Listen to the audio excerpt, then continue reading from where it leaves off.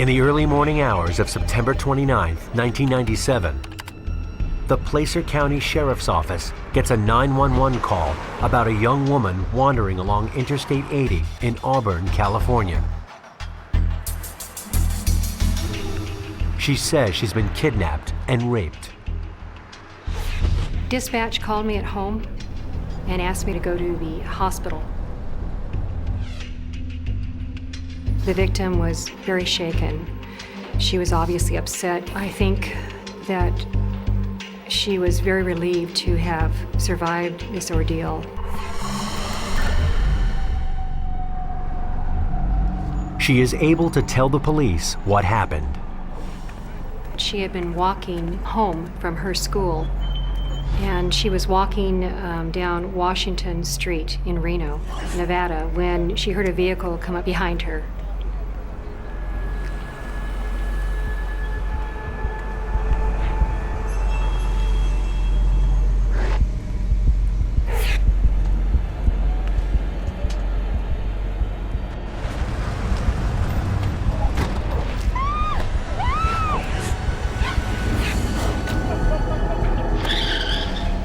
The victim told the officers that a female was driving the van and that the male gave her instructions on how to get to the freeway from where they were.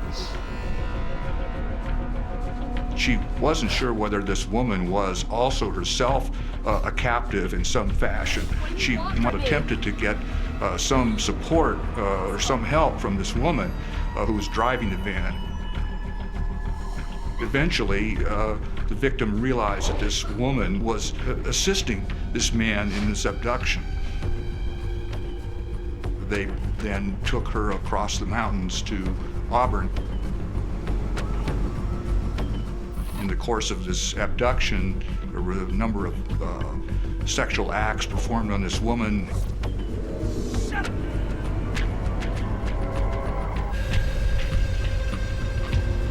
I think the term sexual predator certainly applies to these two offenders. Offenders who engage in sexual behavior that is sadistic, that is, where they're deriving sexual pleasure from the suffering and humiliation and control over another victim. They lack the ability to care about another human being. Her intent was to remember as much about him as she could so that she could identify him if she survived this ordeal.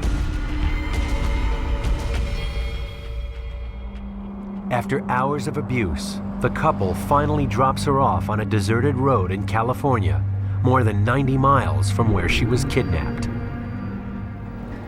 The van pulled up here, somewhere in this area along here. The victim had already been instructed to get dressed. At that point, when they stopped the van, she was given her purse and her backpack. It warned her not to go walking by herself anymore at night in Reno, and said that she was very lucky that she had been picked up by two such nice people. And at that point, they let her out of the van, told her to turn her face away, count to 20, and then they drove off. The woman walks toward the interstate where she flags down help. Although in shock, the victim gives detailed descriptions of her attackers. She made sure to look around her surroundings, to remember the faces that she saw. She listened to their voices, she remembered the smells. When the male was talking to the female suspect, that he called her Mickey.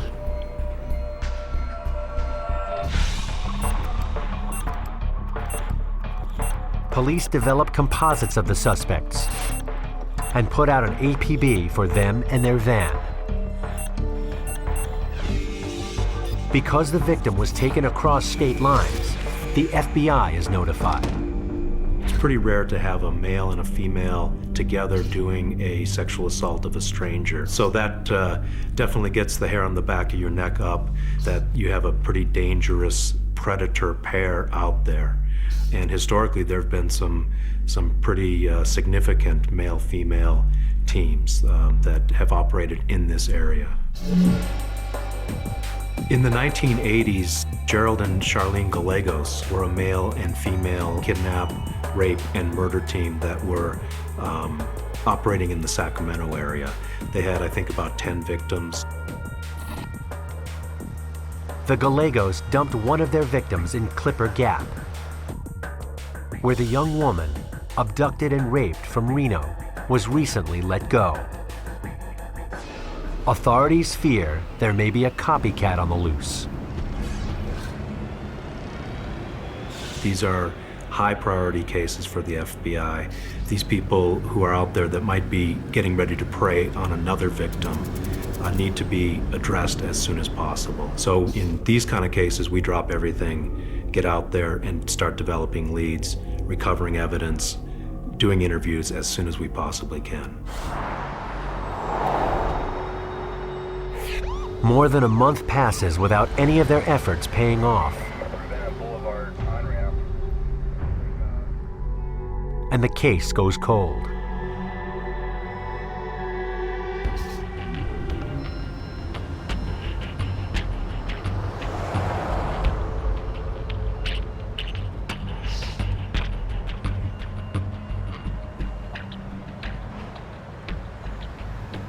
November 3rd, 1997 is a slow night at work for 17-year-old Linda Marshall in Pleasanton, California.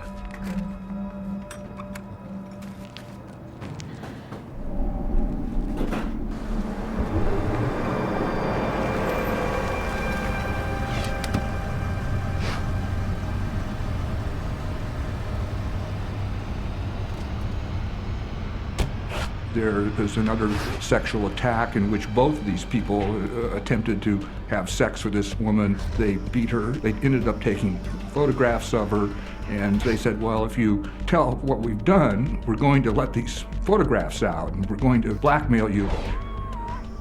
Eventually, she, of course, was afraid that they would kill her. When she is released, Linda goes to the police. But instead of telling the truth about her attackers, she lies. Linda is afraid of them and aware of the photos they possess. She claims she was abducted and raped by 3 men. Her story seems suspicious to the police, and when they confront her about her inconsistencies, she drops the case.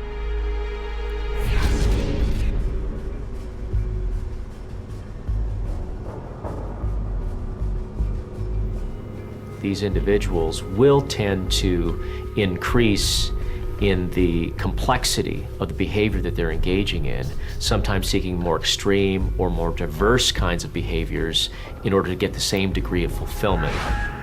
Many of them, particularly when they're engaging in extreme violence and sadism, do not stop on their own.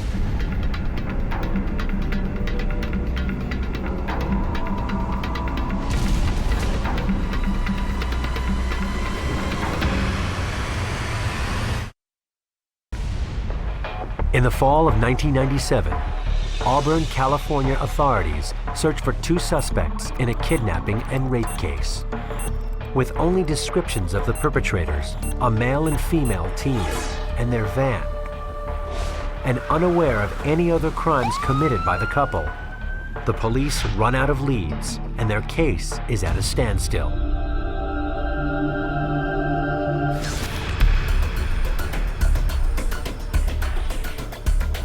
On November 19, 1997, Sacramento police officers respond to a residence to take a report on a possible sexual assault. 2 teenage girls tell officers they were both raped at different times by the same couple. The most shocking revelation was the fact that one of the girls was molested by her own mother and provided to her boyfriend for sexual purposes. The kind of offender that would give up their own child for sexual abuse to another offender and even participate in that abuse and exploitation is just as culpable of an offender and likely shares similar kinds of deviant fantasies and impulses, and is the kind of a person who similarly is unable to have any compassion or caring for that child.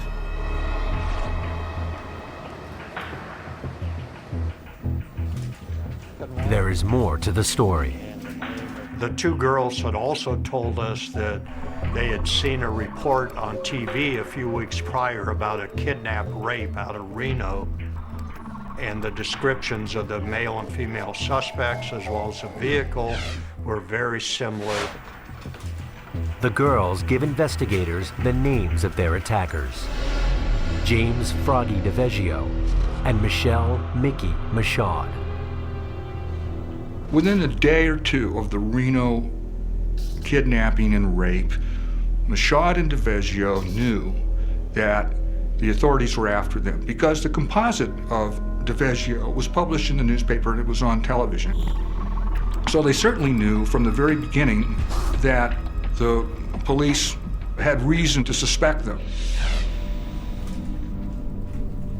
And I ran record checks on everybody involved and found that Devesio was a registered sex offender who had just recently registered in Sacramento, and that Michelle Mashad was a prostitute who had been arrested for prostitution several times. Police are not surprised to see that each has a long history of offenses. James Anthony Devesio was born in 1960 in San Francisco, California. He had a very unhappy upbringing. His mother was the dominant personality in his household. He was involved in various sex crimes, even as a juvenile. He had many difficulties, psychological difficulty, a lot of baggage, a lot of rage, a lot of anger at women, especially. Michelle Mashad was 2 years older than James Devesio. He grew up in the Sacramento area. She ran away from home when she was 17. She encountered a pimp who turned her out, put her on the street. Eventually she wound up working in massage parlors. James Devesio and Michelle Mashad met in October of 1996 in a bar where Devesio worked. Mashad and Devesio were primarily drawn together because of their mutual addiction to methamphetamine. Methamphetamine is a psychostimulant, and when people take in methamphetamine, whether they're shooting it up, whether they're snorting it, or whether they're smoking it, what we typically see with a person who's intoxicated with meth is euphoria, a increase in their level of impulsiveness. Paranoia can be part of it, aggressiveness, fighting, delusions. A person can lose contact with reality. Basically, an erosion of the value structure that they had. And if they didn't have a good value structure to begin with, it's going to go further downhill and more extreme acts are going to be more likely. Mashad and Devesio tended to project onto the other what they wanted to see in another person. And Mashad would say later that she perceived Devesio as being this strong fatherly figure that around which the family could coalesce. I think Devesio, Froggy, saw her as somebody who was willing to do anything to please him, as he always expected women to do.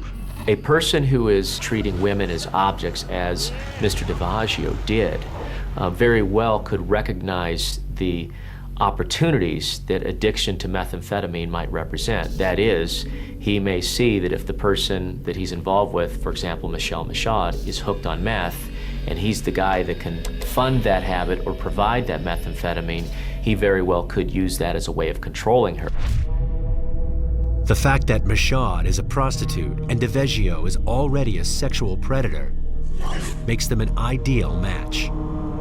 You've got a prostitute whose job is to basically use her body as a commodity to sell herself, and willing to engage in a lot of different scenarios. That is the perfect counterpart for a man who will treat her as an object for his fulfillment. So they hook up, and you've gotten the perfect storm for escalation of behavior.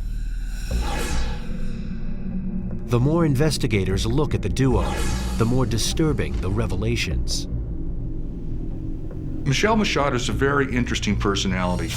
She had the capacity to seem to be different things to different people. You could look at her, and I mean, the priest at the church would say she's a wonderful mother.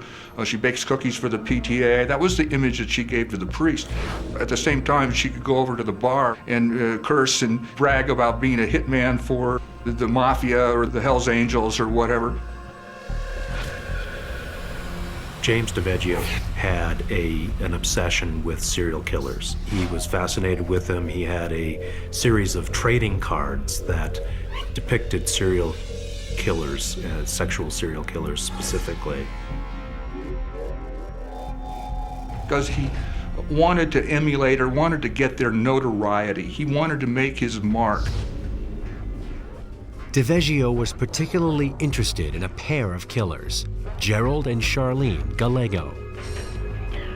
Charlene would assist Gerald in abducting young women for him to rape and kill. A concept that appealed greatly to James Devesio. The fact that Devesio and Mashad tracked prior cases that were similar to their own is not unusual. What it reflects is that this is very much a part of who they are, their fantasy life, and is not extraordinary in this population of people. We all have heroes, and if you're a violent criminal who does sexually sadistic things, you're going to be attracted to people who have done similar things. Mashad's daughter tells police that the two are living in their minivan, on the run from Devesio's motorcycle gang. The Devil's Horsemen. They accused James Devesio of having stolen a safe containing some amount of club money. So they took away his motorcycle and they drummed him out of the club.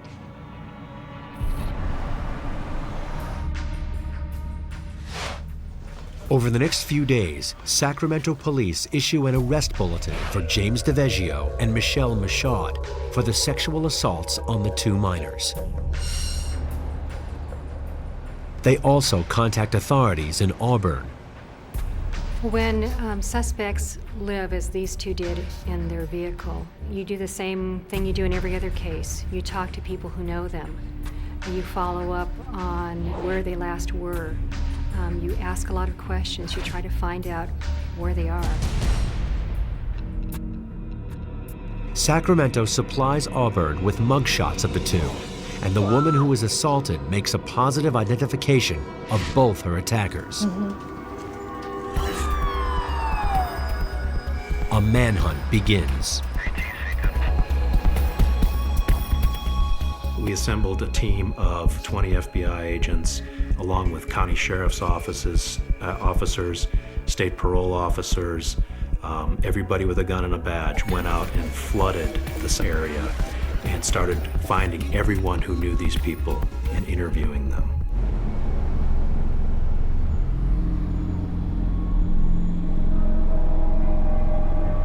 As the search for the predators continues, James Devesio and Michelle Mashad check into a motel in Pleasanton, California on November 25th, 1997.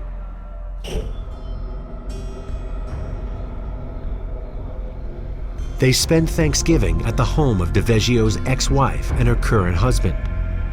Among the other guests are Devesio's 15-year-old daughter.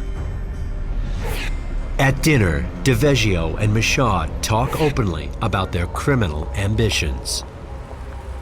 The two of them fashioned themselves as serial killers. So I think that they were basically building themselves up to commit more and more heinous crimes as time went on.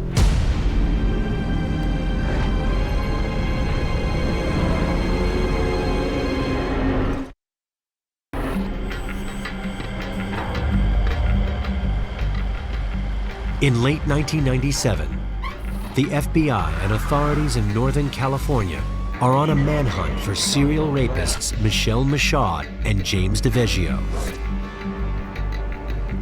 The suspects are living out of their van, driving around aimlessly, doing methamphetamine and picking victims at random.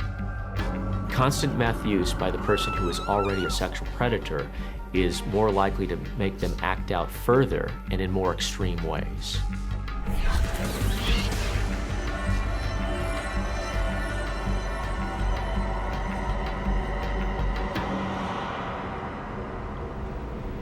Devesio and Mashad go to have Thanksgiving dinner with his first ex-wife and his children by that wife. And after the dinner, Devesio and Mashad decamp to a motel because Devesio can't stand his first ex-wife's husband. So the daughter's at the motel with him, and during the course of this evening, Devesio attempts to have sex with his daughter. She repulses him, but he insists and he goes ahead with it. It turns out that he's probably done this 4 or 5 times previous to this. Mr. Devesio is psychopathic. He does not have the capacity to bond with other human beings in a normal, healthy way, nor an ability to empathize with them, and views others as objects for his exploitation and personal pleasure. He's a predator in the truest sense of the word.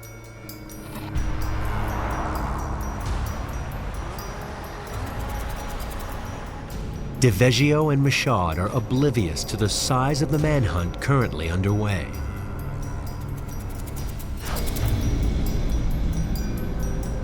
The suspects continue their drug-fueled quest. Devesio and Mashad talked frequently about going on a hunting, looking for a victim to get.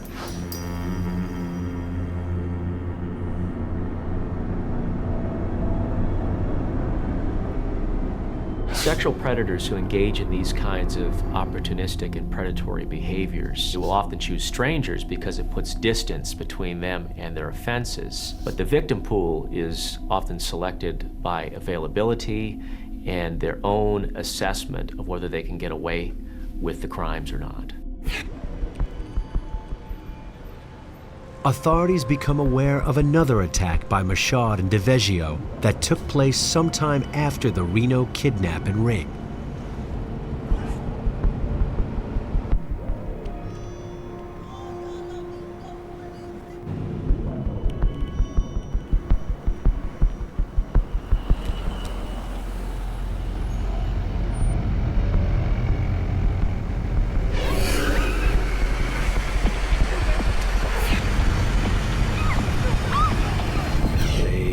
Picked up a prostitute in Sacramento. This woman understood exactly what was going on and was able to fight Devesio off and get out of the van. They sped off. It was a very close call, so it may have been that Devesio realized that in order to immobilize any more victims in the future, he would have to find some methodology of, restraining them in some fashion. The next victim will not get away.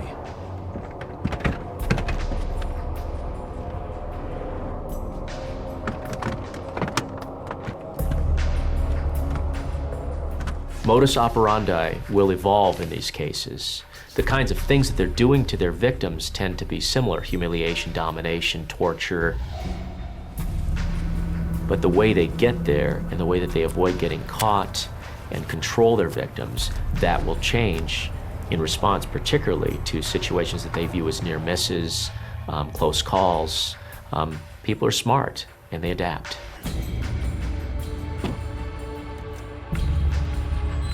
He had taken the seats out of the van. He had made the fastening so he could tie someone down. It's clear that he's thinking ahead. And they decided to go off and do a hunting. But hunting costs. During this period of time, they have no money, right? And so Michelle Mashad has qualified for welfare. And so she's getting a check now for welfare of $500. Of course, she's going to turn this immediately over to Devesio. So as they're doing this preparation, as they're preparing for their hunting or their adventure, as Mashad would call it, they eventually go to a store.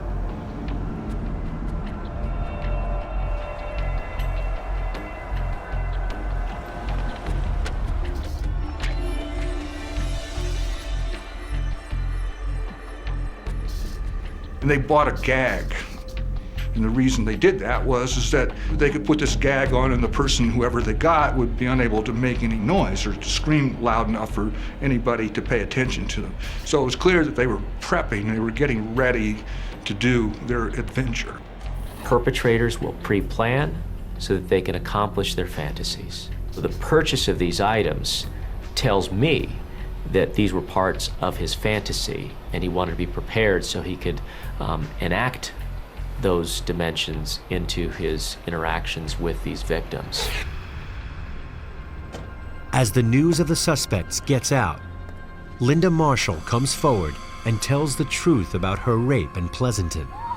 The reason that she didn't tell the police who these people were, their identity, is because she was afraid of them. She was afraid that they would kill her. She was friends with one of their daughters. She knew them by name and by sight. Authorities now wonder how many more victims may be out there. This case was unusual. Michelle Mashad and James Devesio were indiscriminate in their victims. They preyed on their close family members, their own children. They preyed on acquaintances. They picked up a prostitute. They preyed on a young Reno college student. They were all over the board. So they're already a person who doesn't care about other people and is all about pleasing themselves. The addiction aspect of it will make them much more impulsive, much more moody and erratic and unpredictable. And it will overall just intensify their risk for acting out and doing so violently.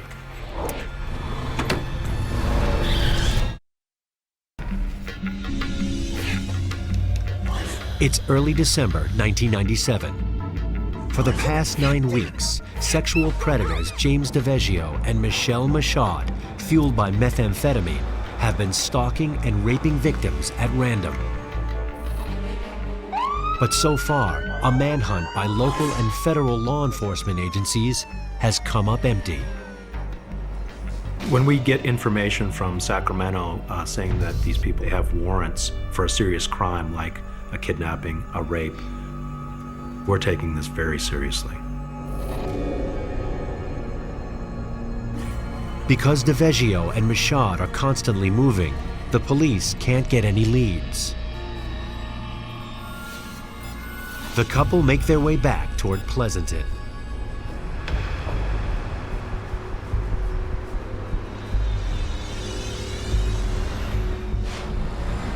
They drive around all night, doing meth and talking about hunting.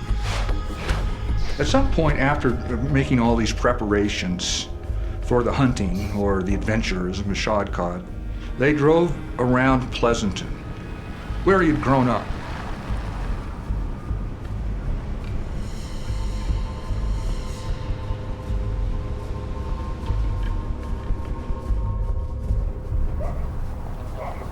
On the morning of December 2nd, Vanessa Sampson leaves home to walk to work, less than 1 mile away. And they're really twitching along, as the phrase goes, in methamphetamine.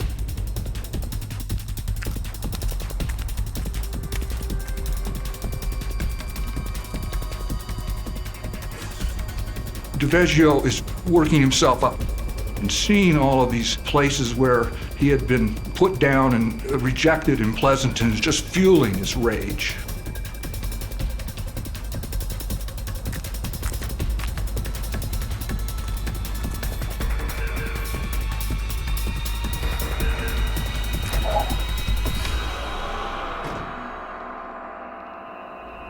Vanessa is a lively, beautiful young girl who is 22 years old and the apple of her father's eye. She was his best friend, his fishing partner. Everywhere she went, she brought light into the room. She has a beautiful smile. Baby of the family, has a sister and a brother and a mother, very close family. Just a wonderful young lady.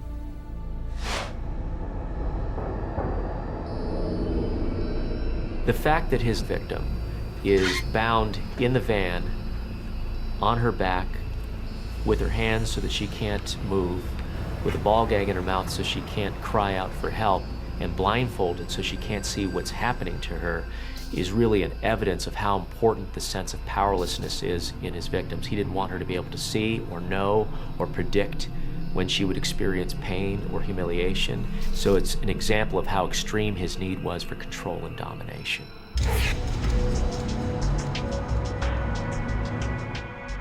At noon, Pleasanton police receive a call from Vanessa Sampson's mother reporting her missing. But Vanessa hasn't been gone long enough to file a report. In these cases, we rarely jump right to the conclusion that something bad has happened, that a crime has happened. You know, 65,000 people in this community and another 150,000 that work here. It's not uncommon to have a lot of missing person reports. Very few of them, practically none of them ever turn out to be a kidnapping.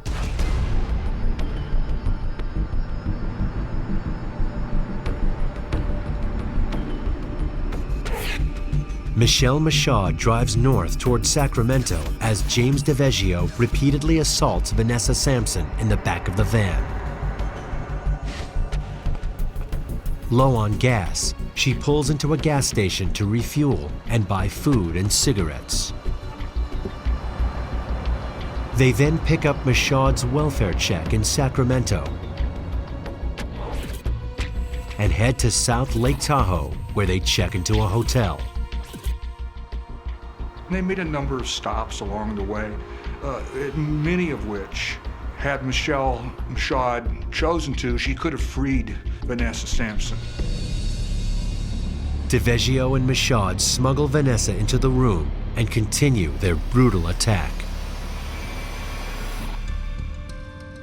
That night at 10 p.m., Vanessa Sampson's mother calls the Pleasanton Police Department for the second time. Officers review the case once more and now file a missing persons report. This was a very responsible young woman who led a responsible life.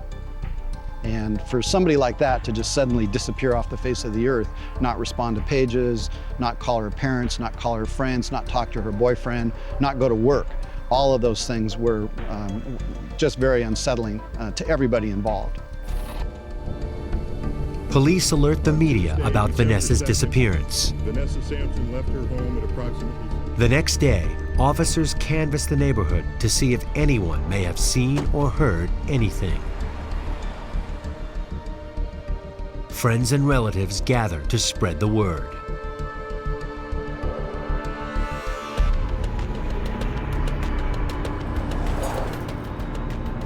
Devesio and Mashad take Vanessa and check out of the hotel. As Pleasanton police investigate Vanessa Sampson's disappearance, they are unaware of the ongoing manhunt for James Devesio and Michelle Mashad.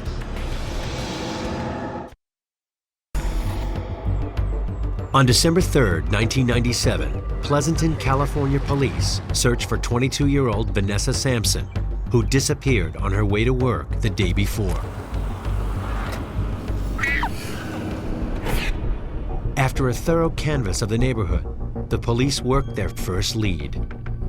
Well, what happened was a homeowner working on this house that's directly behind us here, he was up on that house with a friend of his when they heard a noise, a short, sudden scream. At this point, they both stood up, and what they saw was a green, newer model van driving away from this location to our right.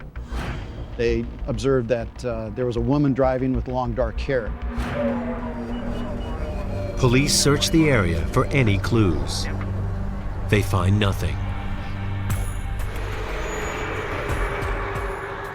That same day, federal and local law enforcement officers from Reno and Sacramento continue the hunt for Michelle Mashad and James Devesio, who are now wanted in connection with 4 kidnapping and rapes.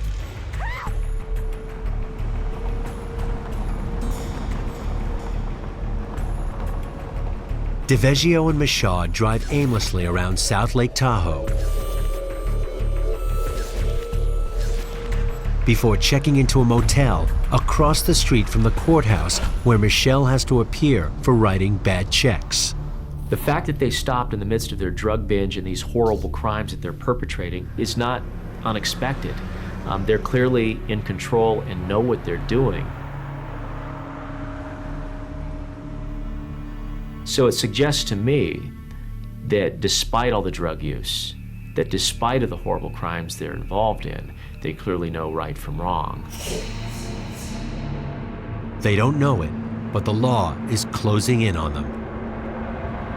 Once our agents found out, they were able to learn that Michelle Mashad had come up to Lake Tahoe here to go to a court appearance.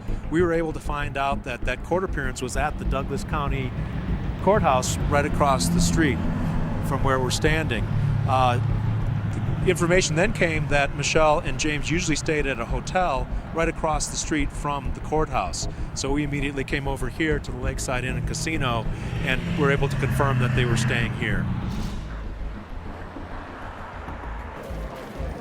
A couple of the agents went and checked the casino floor looking for the suspects and were able to find James Devesio and take him into custody right on the casino floor.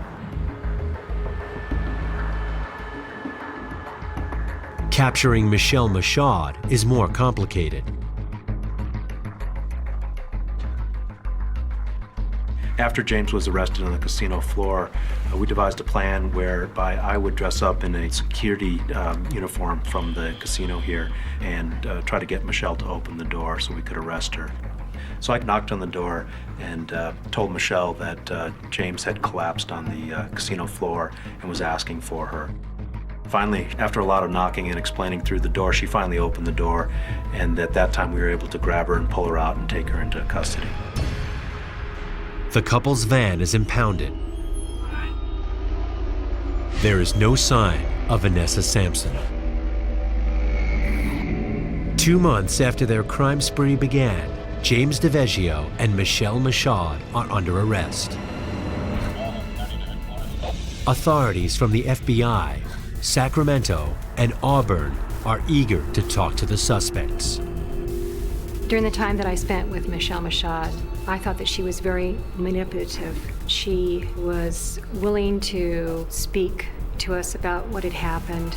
She made an very obvious effort to try and protect herself as much as possible, but she failed horribly at that. It was very apparent to me and to everyone else that she was a full partner, a willing participant in every way in the events concerning my victim and the other victims.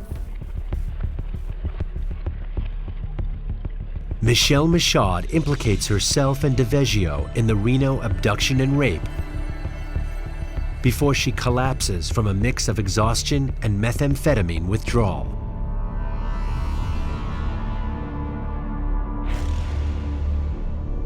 On December 4th, the search for Vanessa Sampson comes to a heartbreaking end. Vanessa's body was recovered in down a snowy embankment by a trucker, and he had stopped on the side of the road, and he looked down, and 26 feet down the embankment, Vanessa was there in the snow like a piece of discarded trash. It was terrible. Vanessa's mom prayed for days that she would get her back alive, and then when she got her back, she was just grateful to have her baby back, even to give her a proper burial.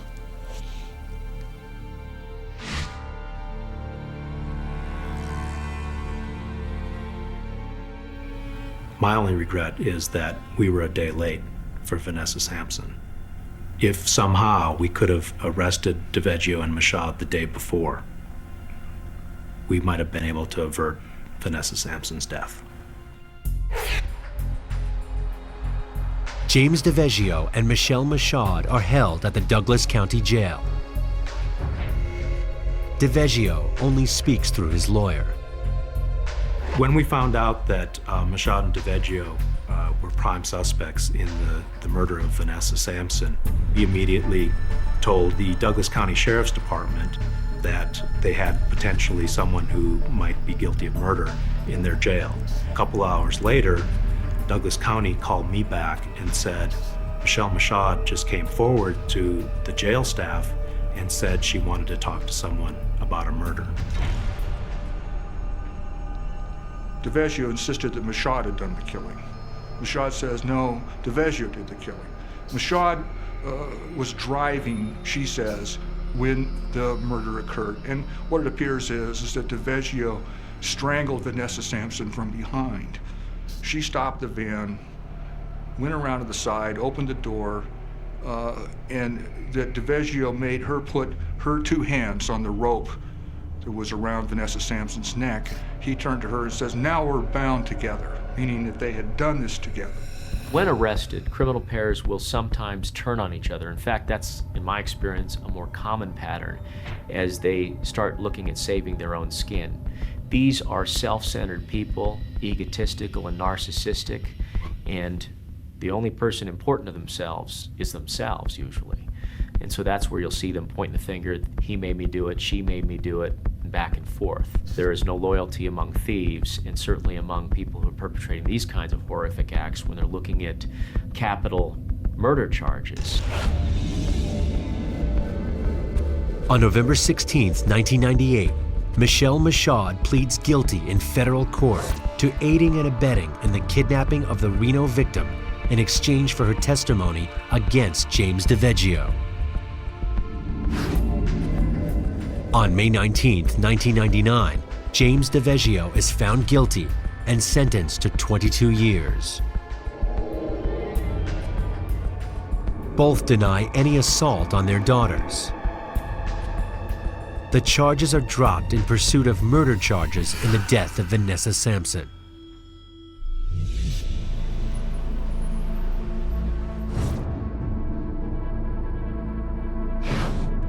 In May of 2002, a jury finds both James Devesio and Michelle Mashad guilty of the first-degree murder of Vanessa Sampson. They are sentenced to death. James Devesio, he is what you see. He's a rapist and a predator and a scumbag. And he became an even better predator with Michelle at his side. Michelle Mashad was a master manipulator. If she wanted Vanessa to live, Vanessa would still be alive today. She could have saved her at the mini-mart where they stopped to get a drink. She could have saved her at the welfare office. She could have saved her at the hotels. She is pure evil to the bone.